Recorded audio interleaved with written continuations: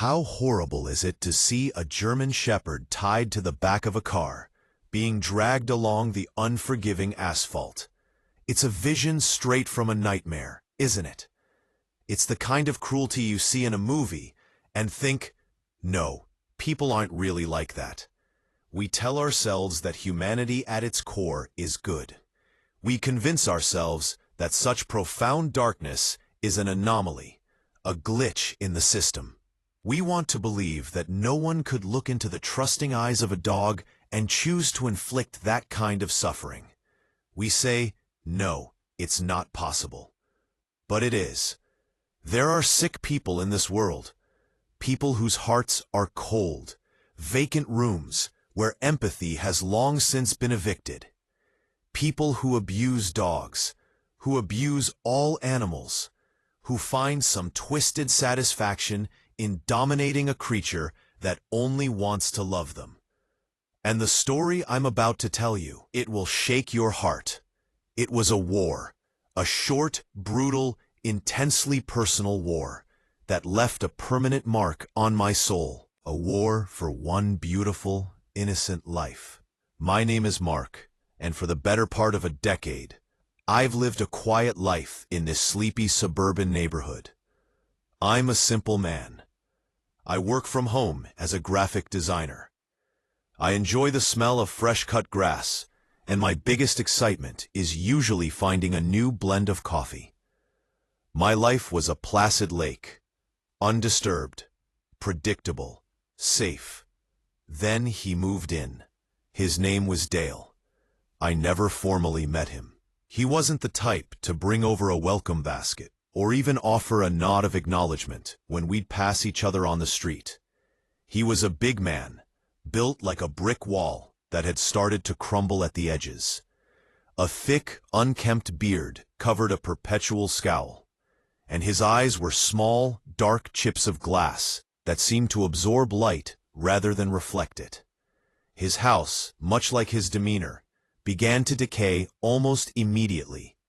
The paint peeled, weeds choked the flower beds, and a general air of hostility seemed to seep from the very foundation. And then there was the dog. He was a German shepherd, and he was magnificent. Even from a distance, I could see the noble lines of his breed, the proud stance, the intelligent eyes, the powerful frame. But his spirit was being systematically crushed. Dale never called him by a name, at least not one I ever heard. It was always, "Hey, you," or "Get over here, stupid mutt," followed by a string of curses that would make a sailor blush. The sounds started subtly. A sharp, angry shout from Dale, followed by a confused bark from the shepherd. Then the barks turned into yelps, high-pitched, pain-filled sounds that would slice through the quiet afternoon air and find their way directly into my gut. Sometimes I'd hear a sickening thud, and the yelping would turn into a low, mournful whimper that would go on for hours. Each time it happened, a hot, useless rage would boil inside me. I'd stand at my kitchen window, knuckles white on the counter, and stare at the fence that separated my peaceful world from his private hell. What could I do? I had no proof. I couldn't see the abuse, only hear its brutal symphony. Calling the authorities with nothing but a bad feeling and some muffled sounds would be pointless. They'd come, knock on his door, and Dale would deny everything. And the dog would likely pay the price for my interference later. I felt trapped, an unwilling audience to a slow-motion tragedy. But I saw it as a war I had to win, a silent declaration I made to myself. I will save this dog from that monster. It became an obsession, a righteous purpose that gave my quiet life a new, urgent meaning. I started watching, listening, waiting for the opportunity, for the one mistake that would give me the leverage I needed. I often took to my backyard in the late afternoon. pretending to trim the hedges or pull weeds. But my real purpose was to listen. My ears were constantly tuned to the sounds from next door. My body tensed for the next outburst. That's where I was on that fateful Tuesday. The sun was setting, casting long, golden shadows across my lawn. The air was warm, filled with the scent of jasmine from my neighbor on the other side. It was a perfect, peaceful evening. And then I heard Dale's voice, low and guttural, laced with a terrifying kind of finality. "That's it, I'm done with you," he seethed. I crept closer to the fence, my heart starting a frantic drumbeat against my ribs. I crouched down, pressing my ear against the rough wood. The shepherd let out a soft whine, a sound of confusion and fear. "You're nothing but trouble," Dale continued, his voice growing louder. "Useless. I'm going to fix you for good." There was a rattling sound, like a chain being pulled taut. "Yeah, that's right. We're going for a ride. I'm going to tie you to the bumper and drag you till there's nothing left. Dump your carcass in the woods, where no one will ever find it." Ice flooded my veins. This wasn't just another angry outburst. This was a death sentence. My mind raced, trying to process the sheer evil of his words. Drag him behind the car. The image exploded in my head, visceral, horrifying. Then I heard the words that sealed my resolve. "And I'm taking the baseball bat with me, just in case some do-gooder on the road gets any bright ideas." He wasn't just planning to be cruel. He was planning to be violent to anyone who tried to stop him. There was no time to call the police and explain a threat I'd only overheard. No time to find a witness. No time to second-guess myself. He was doing it now. I couldn't record it. Fumbling with my phone would take precious seconds I didn't have. He was already moving. I heard the jingle of his keys, the slamming of his back door. The war had just gone live. My body moved before my brain could catch up. I sprinted through my house, a blur of motion fueled by pure adrenaline. I snatched my car keys and threw myself into the driver's seat. The engine roared to life. I pulled out of my driveway with a squeal of tires, keeping my headlights off. I crept down the street just enough to see his house, and then I saw it. The brake lights of his battered, pale blue sedan flared to life at the end of the block. He was pulling away from the curb. I couldn't see the dog yet, but I knew he was there. I knew what was happening. I flipped on my lights and started to follow, keeping a safe distance. My mind was a whirlwind of panic and strategy. I needed to act, but smart. As I followed him onto the main road leading out of town, I saw the full horror. There he was, the beautiful German shepherd, tethered to the rear bumper by a thick, tan strap. He was trying to run to keep up with the car's accelerating speed, his paws scrambling desperately on the pavement, but he couldn't. The car was going too fast. His legs buckled, and he went down. The sight of his body being dragged, bouncing, scraping against the cold, hard road was the single most horrific thing I have ever witnessed. It was a scene of pure, unadulterated evil. My hands clenched the steering wheel, my knuckles turning white. My first instinct was to ram him, to run him off the road. Anything to make it stop. But that could hurt the dog even more. I had to be smarter. With one hand on the wheel, I fumbled for my phone. My fingers felt like clumsy sausages as I stabbed at the screen, dialing 911. 911, what's your emergency? There's a man. He's dragging a dog behind his car, I yelled, my voice cracking. He's on Oak Street heading east towards the highway. Can you slow down? What's the make and model of the car? It's an old blue sedan, maybe a Buick. License plate 627579. Texas plates, I shouted. He's killing him. The dog is being dragged right now. Okay, sir. I'm dispatching units. Can you give me your current location? We're passing the old water tower. Please, you have to hurry. This dog doesn't have much time.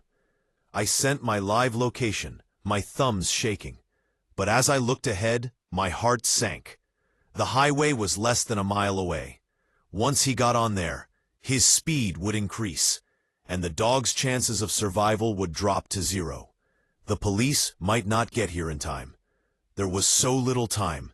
The shepherd was no longer struggling. He was just a limp form, being brutally pulled along the asphalt. I had to do something. I had to stop him myself. And then, a desperate, insane idea sparked in my mind. It was a terrible risk, but it was the only play I had.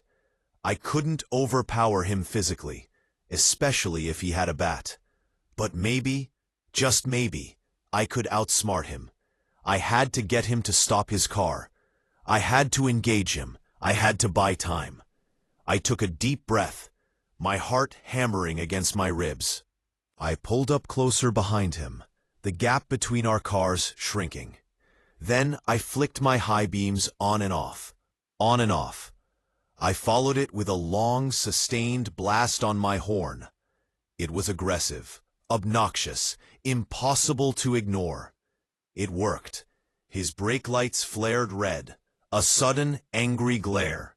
The car swerved slightly and screeched to a halt in the middle of the empty two-lane road. I stopped a car's length behind him, my own engine humming. My entire body buzzing with terror and adrenaline. His driver's side door flew open. Dale emerged like a bear from a cave, furious, menacing, completely unhinged. He stormed back toward my car, his face a mask of pure rage. This was it, the confrontation. He ripped my driver's side door open before I could even think to lock it. "What the hell is your problem?" he roared, spittle flying from his lips. My mind raced.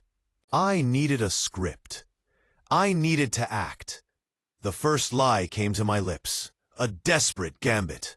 "Man, I was trying to get your attention," I said, forcing a tone of concerned urgency. "Some sicko tied your dog to your car." Dale didn't even blink. He let out a short, harsh laugh. "You think I don't know that? I did it," he snarled, leaning into my car, his foul breath washing over me. "He's my dog. I'll do what I want with him. Now, what the hell is it to you?" He stared at me, his eyes daring me to challenge him. In that moment, he recognized me. "Wait a minute. You're my neighbor, the quiet guy. What? You gonna follow me all the way out here to complain about my lawn?" My first plan had failed spectacularly. He was admitting it, proud of it even. Panic clawed at my throat. The baseball bat was likely on his passenger seat. He was bigger, stronger, angrier. I was out of options. The police were still minutes away. I had to keep him.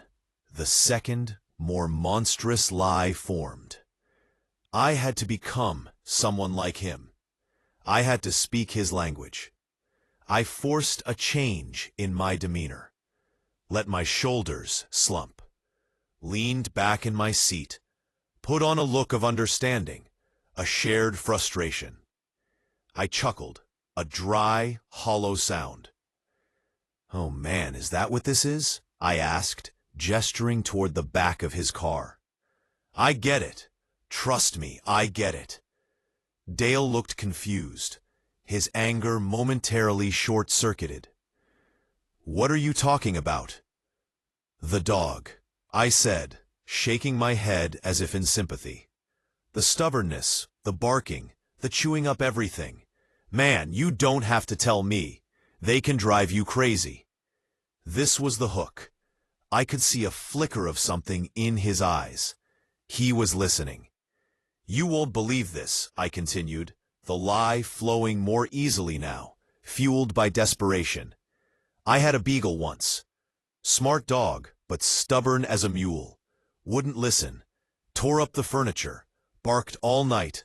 Drove me to the edge. I leaned forward conspiratorially. You know what finally worked? Something just like this. A little corrective action. I tied his leash to the back of my motorcycle. Didn't go fast. Just enough to make him run. Just a little torture session. Scared him straight. After that, best behaved dog you ever saw.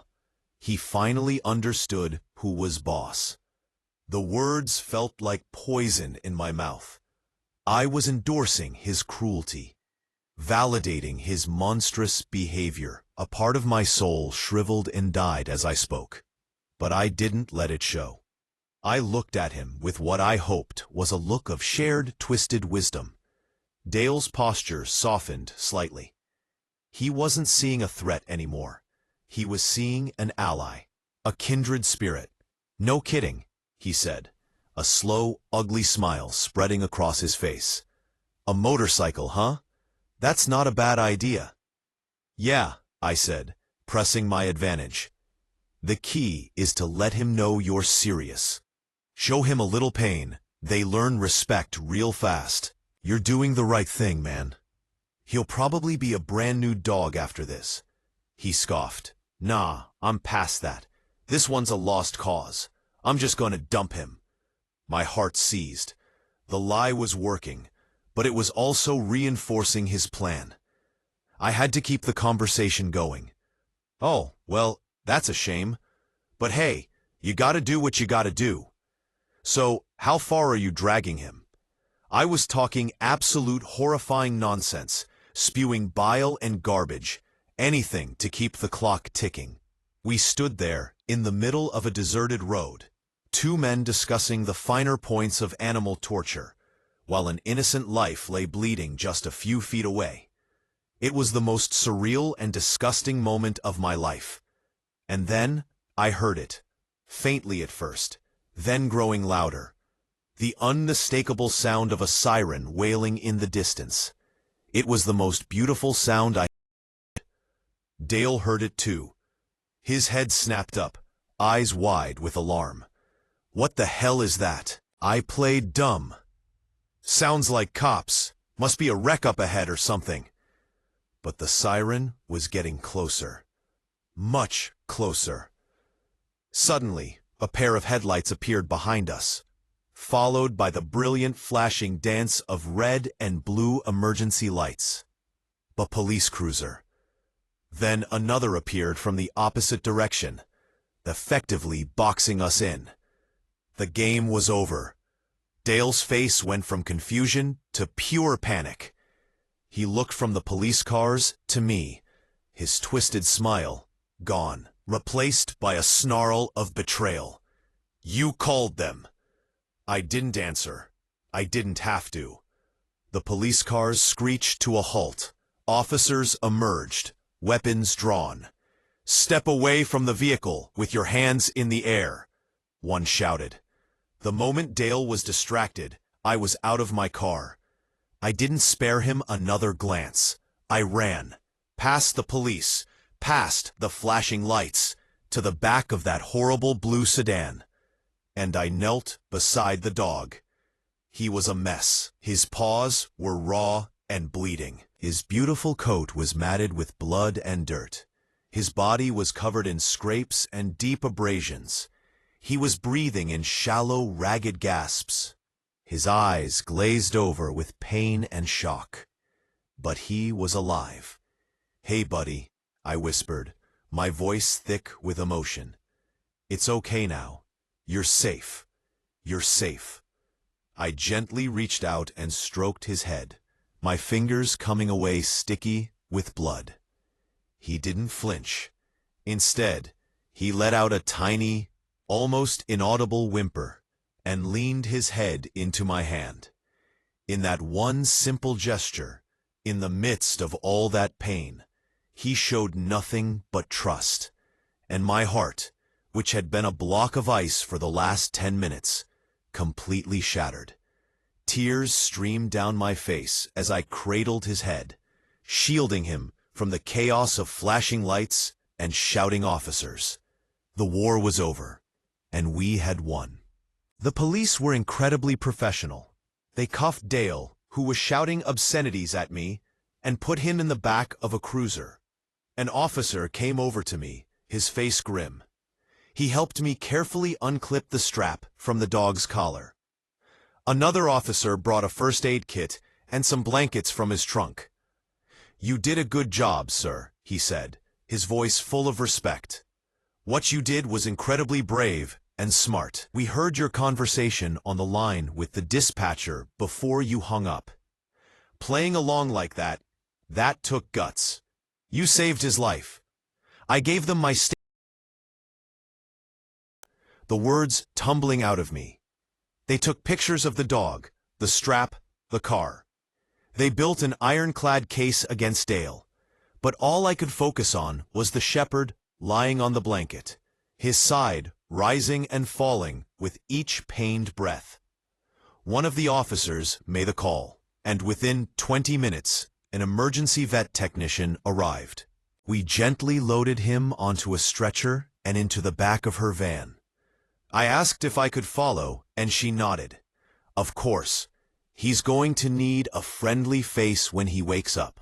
The vet clinic was a sterile, brightly lit place that smelled of antiseptic and quiet hope.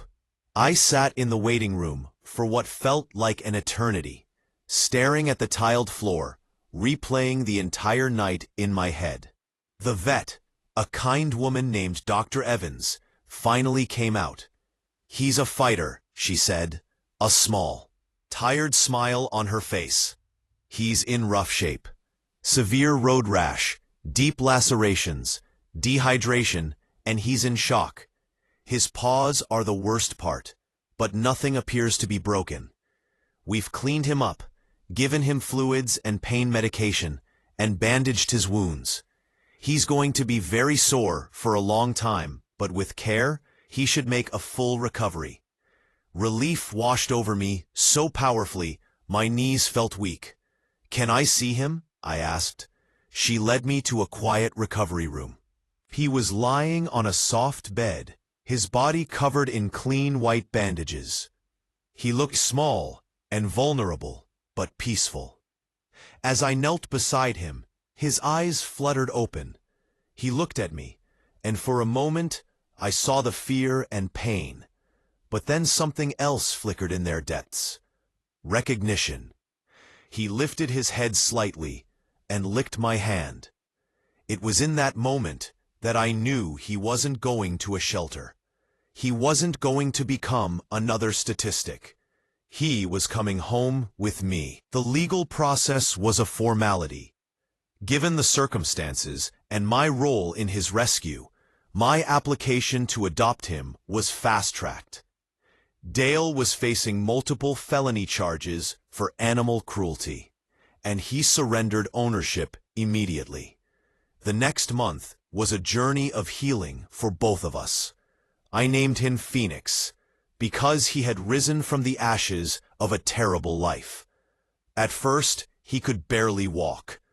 I had to carry his large frame outside for him to do his business. I hand-fed him and sat with him for hours, just speaking softly, letting him know he was safe. Slowly, miraculously, he began to heal. The bandages came off, revealing scarred but healing skin. The limp lessened. His appetite returned with a vengeance. And one day, about a month after his rescue, I came home from the grocery store, and for the first time, I heard him bark. It wasn't a yelp of pain or a bark of fear. It was a deep, happy, welcome home bark. And as I walked in, his tail began to wag, a tentative thump, thump, thump against the floor that soon grew into a joyous body-wriggling dance. Today, Phoenix is a different dog. He is the king of my once quiet house. His happy barks fill the air. His toys are scattered across the floor. And his gentle, loving presence is the center of my world.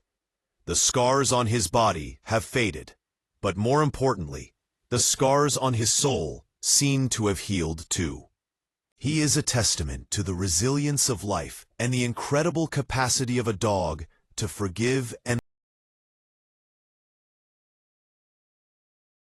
I look at him now, sleeping peacefully at my feet, and I think about that night. I think about the man who saw him as disposable, and the war I waged in the span of a few desperate minutes. It wasn't a war fought with guns or armies. It was a war fought with a telephone, a desperate lie, and a stubborn refusal to look away. And it's a war I would fight again, in a heartbeat, because every life is worth fighting for. Thank you for listening to our story. Now, please, if you were moved by this, take a moment, find the comment section, and write those 4 simple words. Don't abuse animals. Let the world know where you stand. Let's make our voices a chorus so loud that it drowns out the silence that allows cruelty to thrive.